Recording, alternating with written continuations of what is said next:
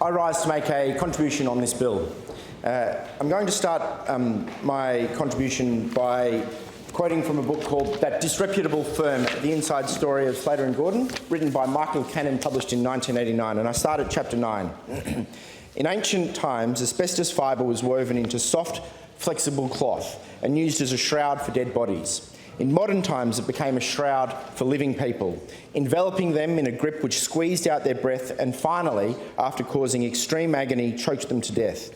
The dangers of asbestos have been known to medical researchers since the 19th century. A report by the British Chief Inspector of Factories as long ago as 1898 warned that, quote, "The evils of asbestos dust have attracted my attention. A microscopic examination of the mineral dust clearly revealed the sharp, glass-like, jagged nature of the particles." The first case of asbestosis was medically reported in 1907, and in 1992 the Commonwealth Department of Health listed asbestos as dangerous. The first detailed description of the disease was published in 1927, and investigators discovered that asbestos fibres are actually shaped like tiny needles, individually invisible to the naked eye. If breathed in, they spear themselves into the mucous membrane anywhere in the respiratory passages. Often they continue to work their way through the soft tissue until the bone is reached. Now,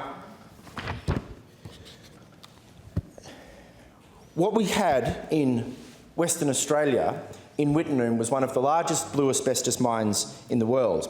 And I quote now from the blurb to the book Blue Murder by Ben Hills, and I see the member for Nedlands nodding his head. He knows this book. This is a widely reputed book on the topic of asbestos in Western Australia. This was published by the investigative journalist Ben Hills in 1989. So bear in mind that this book was published 30 years ago. A long time ago in the wild northwest of Australia, a prospector stumbled on a seam of one of the world's rarest minerals, blue asbestos. He pegged a claim, dug a mine, and began a rush that would lead to the building of a boomtown out in the desert, a place called Wittenoom. 50 years later, bear in mind this is 1989, 50 years later that town is dying, and so are the men, women and children who lived and worked there. 2,000 people, more than the toll from the terrible chemical explosion at Bhopal, will eventually die or be disabled because of their exposure to the deadly dust at Wittenoom. It is the world's greatest industrial disaster. Returning then to Michael Cannon's book, he says it would have been kinder for the Colonial Sugar Refining Company to take its Wittenoom asbestos miners out into the hot Western Australian desert and shoot them. But such mercy killings might have caused a little public disquiet. The executions which did take place were a more leisurely affair, conducted out of public view over several decades. Deposits of the greatly prized blue asbestos, technically known as chrysotolite, were discovered during World War I in Wittenoom in a series of dusty red ravines 1,600 kilometres northwest of Perth. The Wittenoom reefs were exploited commercially from 1938 by a number of small leaseholders, including 29-year-old sheep station manager and part-time prospector Lang Hancock. The first ore was hacked out of the hillside by hand, packed into sacks and taken 300 kilometres southwest by horse and cart to Point Sampson near Roebourne for shipping to market. Hancock, 30 years later, the hard-bitten Hancock was still taking a scornful attitude to residents in the town of Wittenoom, who were then falling by the hundred to asbestos-related disease. Quoting Hancock, "Some people have to suffer so that the majority can benefit from asbestos." The Australian Blue Asbestos Proprietary Limited, as the CSR enterprise was renamed, began to mine and crush the asbestos ore on a large scale after World War II.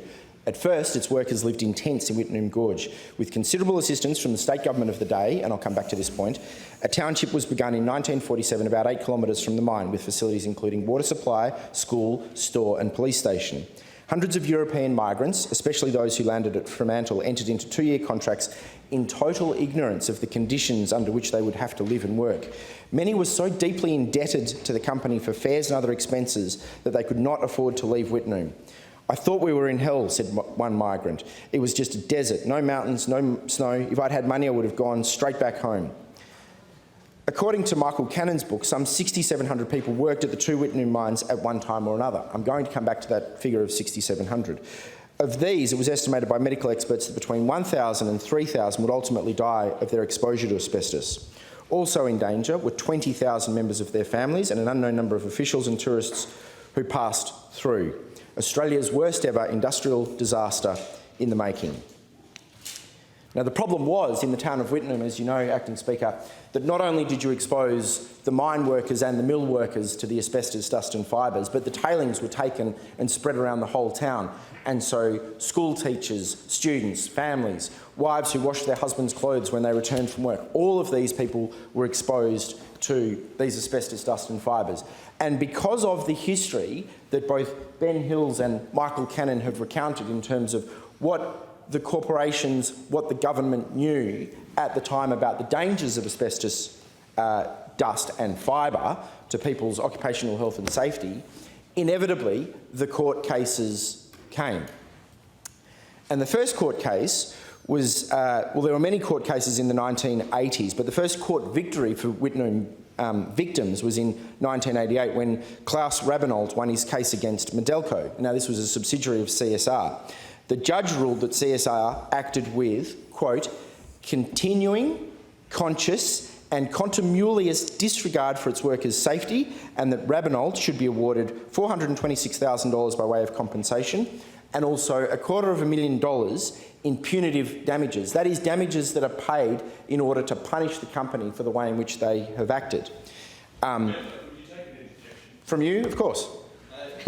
Court cases and settlements like that, member, is that how the Julia Bishop she got famous from standing up for those companies and attacking victims?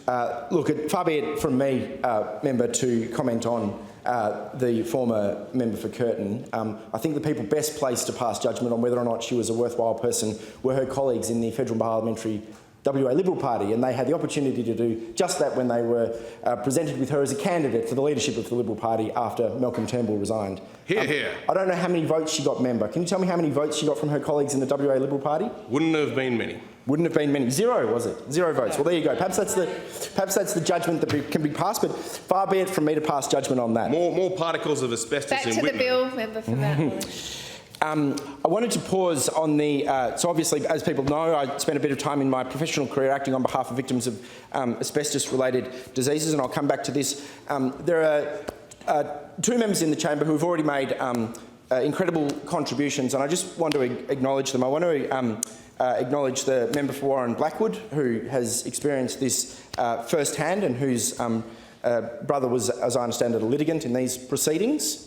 But also the member for Nedlands, whose father, Dick Marmion, was actually an expert witness in these proceedings. And without the courage and the effort and the intellect and the ability of these people to bring their cases forward, and these are both members of the two Conservative parties, Acting Speaker, the justice for victims that has been so important over the course of Western Australian legal history wouldn't have been possible. So I just want to record my admiration for their contributions and for the work of their family members. Those court cases then led to a real, to a much greater appreciation of just how dangerous asbestos dust and fibres were as they entered the public psyche, as they entered the public consciousness. And so it was, and I'll never make a contribution without referring it back to the legislation at hand. And I'm quoting here from an online article that tells me that since 1978, so bear in mind, as I said earlier, that the town was established with significant support from the state government. Now, as early as 1978, that is more than 40 years ago, the state government adopted a policy of phasing down activity in the town of Wittenoom. This policy was seen as the most appropriate course of action to take in response to the widespread contamination of crucidolite in and around the town. The policy encouraged residents to relocate out of Wittenoom voluntarily through the purchase of their homes, businesses, property, and included a contribution to their relocation costs. That was a process that started in 1998. By 1991, over 1.4... 1978. So more than 40 years ago.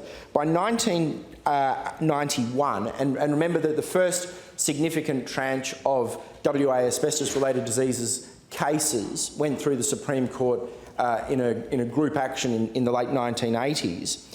But up until 1991, over $1.4 million was spent under the phasing down policy, with the result that the population of Wittenoom fell from over 90 in May 1984 to about 45 in March 1992. And the government advised Wittenoom residents that while they would not be forced to leave, new residents would not be encouraged to the town.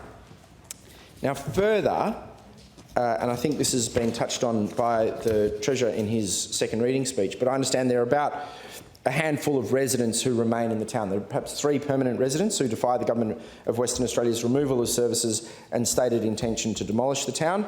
On the 30th of June 2006, the government turned off the power grid to Wittenoom. A report by consultants GHD Group and Parsons Brickenhoff in November 2006 evaluated the continuing risks associated with asbestos contamination in the town and surrounding areas and classed the risk to visitors as medium and to residents as extreme. Now, I think it's erroneous, but people often describe levels of danger in asbestos exposure. And so in the earlier literature, chrysotile or white asbestos wasn't deemed as fatal or deadly as chrysolite, the blue asbestos. But the fibre that we're talking about that was mined at Wittenoom is chrysolite, the most lethal type of asbestos dust and fibre. US health authorities have confirmed time and time again that there is no safe level of asbestos exposure below which there is no risk. So the smallest exposure has the potential to lead to the onset of these fatal medical conditions, which leads to the next problem. So as well as all of the legacy issues that the state government has inherited, it was reported that in 2018, travellers are still visiting this ghost town every year as a form of extreme tourism. Now, for somebody who's seen the hurt and pain and suffering and just the dreadful consequences of these deadly diseases, that doesn't even bear contemplating, the fact that people would take such an incredible risk to go to this town. It's as other members have said, beautiful scenery, wonderful part of the world, but absolutely deadly. And it defies explanation that people are undertaking this sort of extreme tourism, and it sort of highlights exactly why it is that this bill is so necessary, because it is a significant step that the state government's taking. And I'll just refer now to the Minister's second reading speech. As he says, the Government of Western Australia has been phasing down the town since 1978. Since this time, the state government has degazetted the town site, removing it from maps and signs, also been buying back the land in Wittenoom in order to bring the whole area under state management. This is very important. Despite extensive negotiations and generous offers of compensation, 17 properties held by 5 property owners remain. 3 of these people reside in Wittenoom, and despite numerous attempts at voluntary acquisition by the state, the remaining property owners have refused all offers. And I pause to emphasise the next point raised by the Treasurer. Their presence actively encourages tourists into the town. These tourists are then unwittingly exposed to potentially fatal blue asbestos. While the residents remain in Wittenoom, visitors continue to visit the town site. The state cannot safely remove all remaining infrastructure or commence management of the risks posed by asbestos contamination. And this is an important point. We have created this toxic waste in the middle of some of the most beautiful country in Western Australia, in the Pilbara. The trouble is that it's now incumbent upon not just this government, but probably many, many future governments, given the size of the task at hand, to remediate that toxic waste. Because whatsoever it remains there, people will be at risk, and those risks are known. And so it's incumbent upon the state government to take whatever steps it can to remediate that risk. The State Solicitor's Office has advised that the best solution to this impasse is to create situation-specific legislation for Wittenoom, enabling compulsory acquisition of the land. This bill provides for the compulsory acquisition of the 17 remaining freehold lots in Wittenoom. Unquestionably, to my mind, Acting Speaker, this bill is suitably adapted to the task at hand and the responsibility that the state government bears. It's never a decision taken lightly to exercise the compulsory acquisition powers that the government has, but when consideration is had to the following factors, it's the appropriate response. And I'll list them in reverse chronological order. 1, this is a source of extreme tourism, and it will remain so for so long as it is open. 2, residents who remain there remain at significant risk to themselves, according to all of the medical literature. 3, the crucidolite that was produced from this mine has been demonstrated over 20 years of litigation to be one of the deadliest forms of industrial disease, one of the deadliest forms of fibre known to the legal and medical communities. 4, the government has taken all reasonable steps up to this point in order to encourage people voluntarily to quit the town. And 5, this process has been going on for 40 years. So there are no elements left that the government has at its disposal in order to try and achieve the outcome that is perfectly appropriate and necessary to deal with the situation in Wittenoom. But whilst we're talking about asbestos and whilst we're talking about Wittenoom, there was a couple of other things we know because of the contributions that have been made by the member for Warren Blackwood, by the contributions that have been made by the member for Nedlands, by the contributions that were made by all of the members of the government party who spoke on this legislation. We know about the devastating impact that asbestos, dust and fibre has had on the lives of so many people.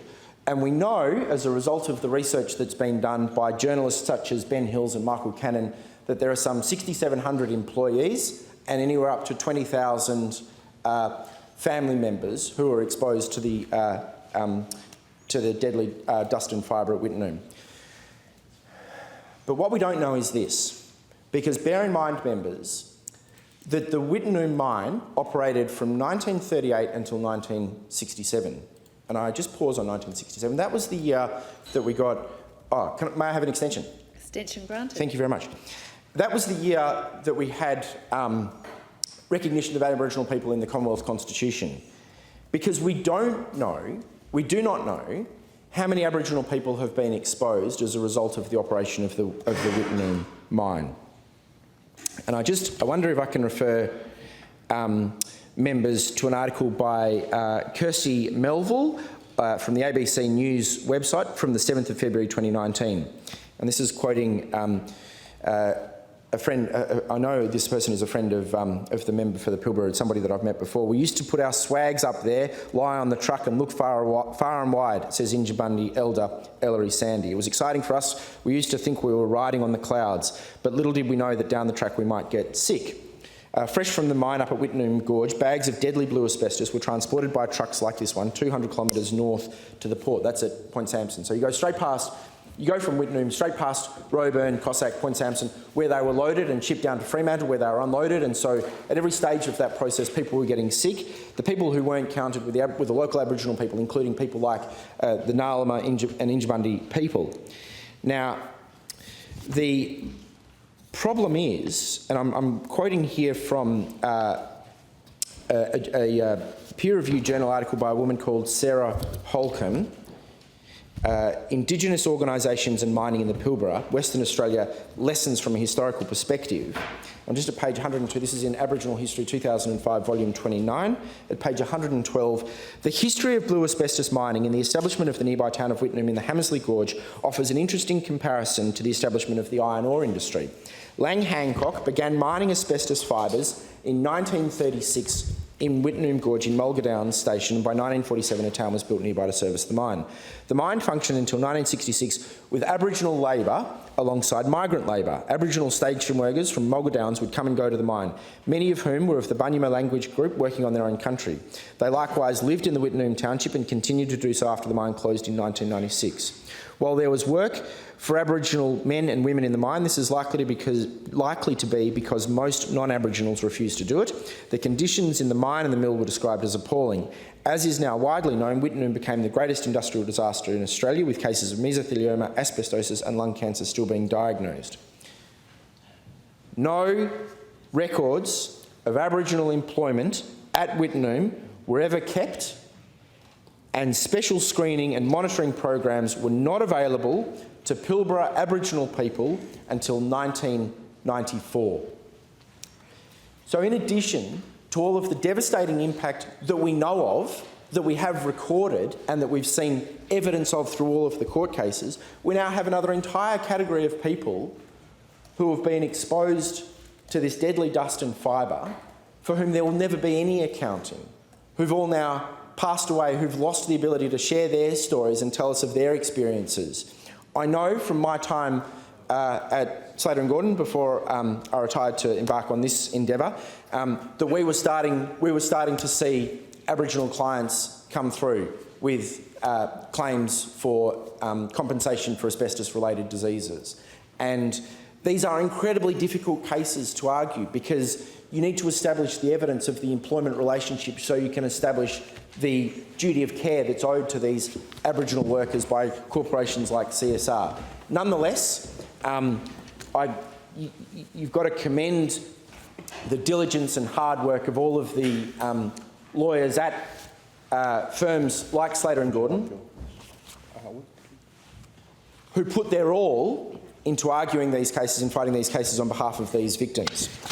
They couldn't do it, and so on that point, I hope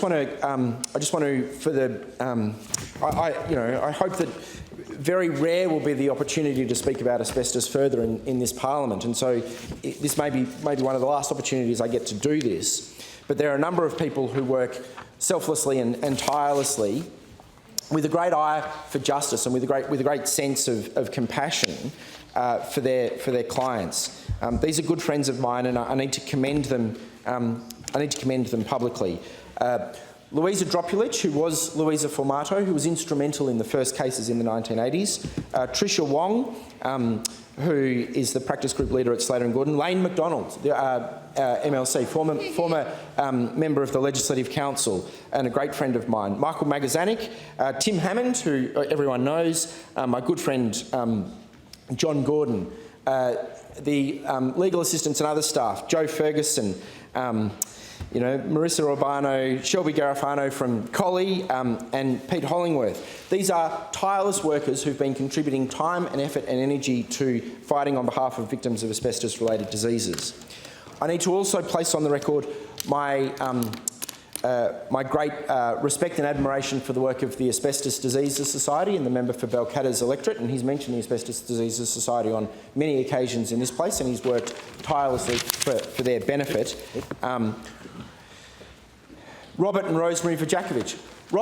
The story of Robert Vajakovic is phenomenal. I quoted earlier from the Michael Cannon book about workers who were trapped at Wittenoom, indentured servants effectively to the company who couldn't escape because of the fees, because of the money they owed back to the company. Robert Vajakovic won a game of cards with his co-workers, and the money he made from the bets in that game of cards paid for his flight out of Wittenoom, right? Finished his time as an employee of Wittenoom and probably kept him alive up until this day. Together with his wife, Rosemary, they have worked ceaselessly on behalf of the Asbestos Diseases Society and also victims of asbestos-related diseases. Can I praise their daughters, Simone Vajakovic and Melita Markey, both of whom have done a fantastic effort of consoling and encouraging and providing empathy and compassion to people who've received this diagnosis of this terminal illness. And the final point that I would make before I finish my contribution, Acting Speaker, is to acknowledge the work of all of the medical practitioners. At Sir Charles Gardner Hospital in the member for Nedlands electorate, we have one of the most outstanding asbestos disease treatment facilities in the world. We have some of the leading medical experts in the world. We have Professor Bill Musk and Professor Bruce Robinson, people who are well known to members of this chamber. We have some outstanding scientists, researchers at the cutting edge of trying to determine and develop responses to these illnesses, to try and find a cure for these cancers. Can I acknowledge Professor Anna Nowak and all of the work that she does? It's fair to say that this is an incredible story, the story of asbestos in Western Australia. It's a story that's touched the lives of so many people, and I'm hopeful that this will be if not the last, then one of the last chapters in the story. It provides more than a sound basis for the government to take the action that is proposed by this legislation, for all of the reasons that I've outlined.